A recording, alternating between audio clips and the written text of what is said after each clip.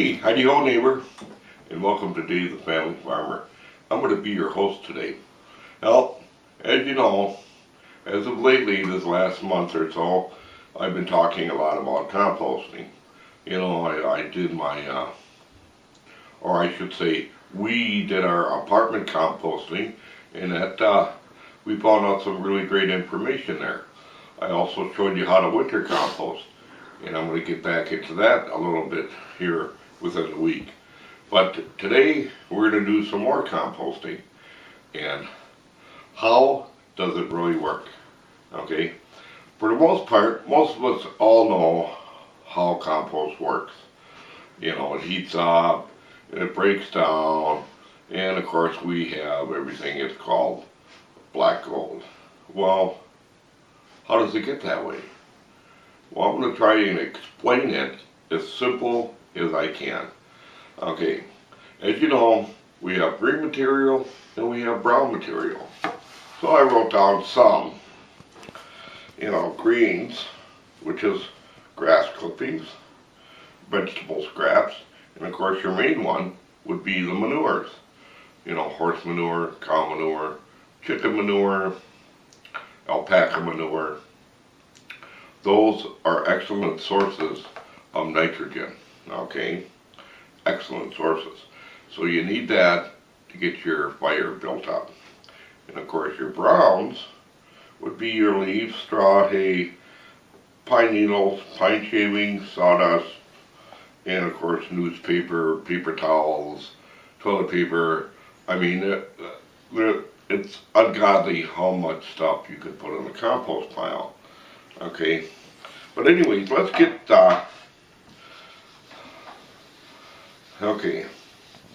So we all know the experts say 3 by 3 by 3 by 3, which is correct because you get that nice ratio, of heat up and all this other stuff, and of course you keep it moist, almost like a damp sponge and all that kind of stuff. And yes, and that's what really gets her cooking. But anyways, I'm going to make me a nice simple. Here's my ground level.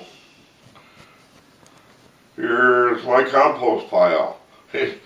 Okay, so what you want to do, here's the ground, and of course in the ground we have all those microorganisms, bacteria, blah blah blah, crawling around all inside of there. Geez, I kind of feel like Mr. Rogers. But anyways, what we want to do is we want to layer our compost. Okay, with browns, greens, browns, greens, browns, greens, browns, greens, browns, greens, browns, greens, browns.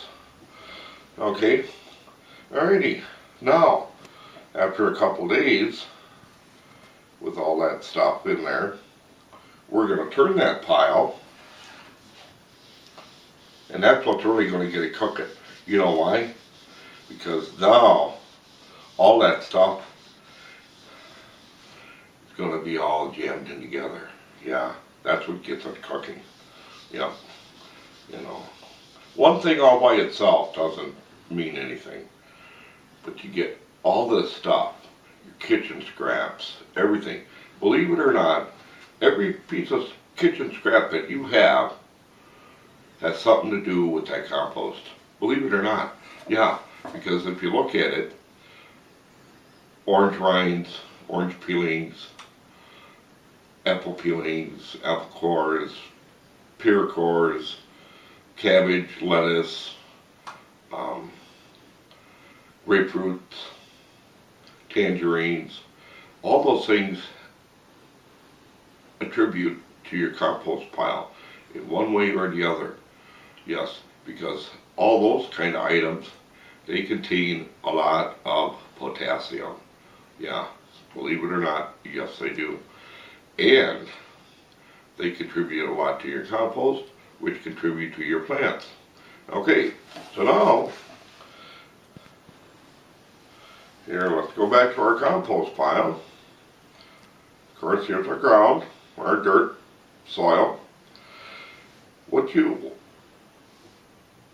So how do we get all this stuff?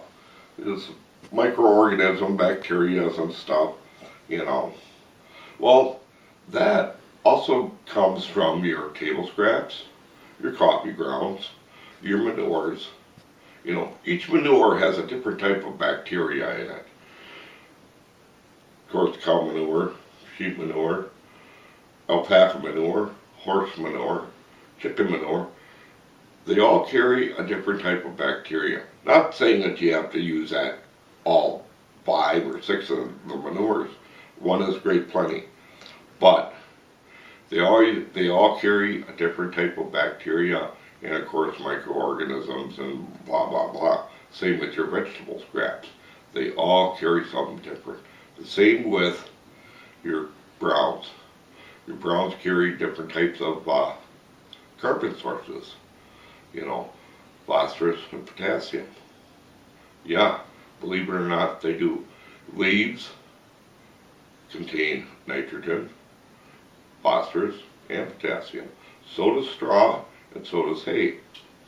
Newspaper has no nitrogen in it, but it does contain a lot of phosphorus and of course a lot of potassium. Why? Newspaper was a living tree at one time. Okay, so anyways, so how do we get these beneficial microorganisms and bacteria into our compost pile? Well, as you're layering your compost pile, take a shovel, scoop out some, throw it right in there. Okay, as you're layering it, grab a shovel, throw it in there, and so on and so forth. That's going to get those microorganisms, bacteria, and all of that working into your pile. So when you take your pile, here's your pile, we're going to make a little smaller one. So when you take your pile, and you're going to turn it, flip it, stir it, whatever you want to call it, over to your next one, you're going to make another. All of this stuff that you have in here, your manure, your leaves, your straw, your hay, the soil that you threw in there, and you flip all that over there, that's going to mix in really well. Okay? And of course, you moisten it all the time. I keep on forgetting that. I don't do a lot of watering. I let nature take care of it. But of course, then again, I turn my piles every 2 or 3 days. Okay. So anyways, back to where I was. I got off track there. But yeah. So every time you turn that, and yes, they say, some people say, well, you can't add more items. You gotta just keep on using that same pile. People know you can't. As you're flipping, let's go back to our pile. As you're turning your pile, add more stuff to it. Add more kitchen scraps. Add more leaves. Add more straw. Add more manure. Add more soil. That gets it all heated up, hey. Of course, and it's going to, of course, get bigger and bigger. But yeah, it's unbelievable how fun composting can be. I have a lot of fun with it. I think maybe that's why people are calling me a geek. And of course, then again, I really don't care what you call me. So, if you can understand that part, you'll be able to understand this part. Here's my soil line. Here's my plant. There's the roots. And I draw a pretty neat stick plant, don't I? Anyways, and of course the roots. So then when you get done and you add your compost to your soil, a lot of neat things happen. Yes. The roots, we're going to start at the roots. The roots will get all those trace minerals, all those microorganisms, all of that nice stuff that you want. And of course, the roots is carried up. All that neat stuff is just carried up through the stem of your plant, into the foliage of your plant, into the leaves. And of course the leaves, photosynthesis and all that stuff play a big part in your plants. Okay, all right. Okay, and of course that's where you get your NPK from. N, NP, and K. Okay, and like I said before, your nitrogen helps the leaves of your plants, gives it better growth, gives that nice green color. It also helps in the stem growth. Believe it or not, yes it does. Alright, and of course you have better green and better leaves. Okay, your phosphorus, which actually helps with your roots. Alright, root growth makes your roots a lot stronger, makes them grow all these fine little hairs. If you ever look at a root, if you're ever planting something, plant it in a jar and you watch the roots grow, they send out little roots.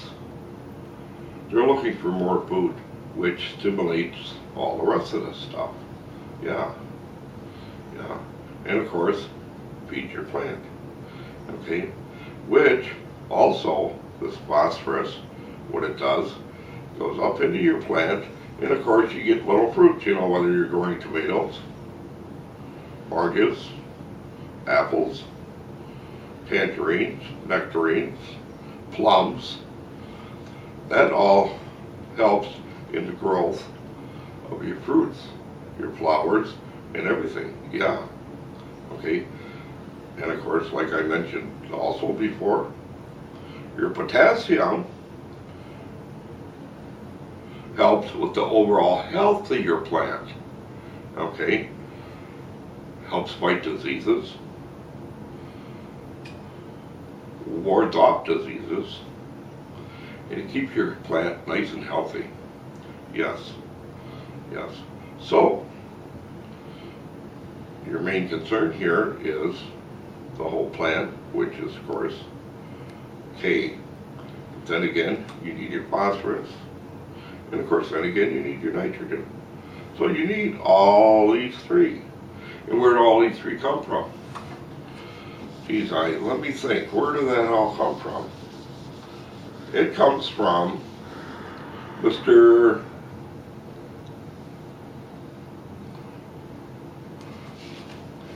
compost pile that you just built 30 days ago.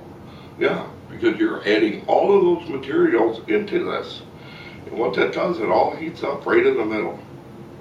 It all heats up, and that's exactly what you want. So once that cools down, and it'll get hot, it'll get mighty hot. I've seen some already, and I've done it myself, where it gets up to 160, 170 degrees inside the middle of this pile. Okay, if you have too small of a pile, it's not going to heat up as good. So you want to make yourself a good size heap. Okay, so when your grass clippings, your straw, your coffee ground, your manures, and so on. Okay, so then when you turn this pile, Now it's all over the place.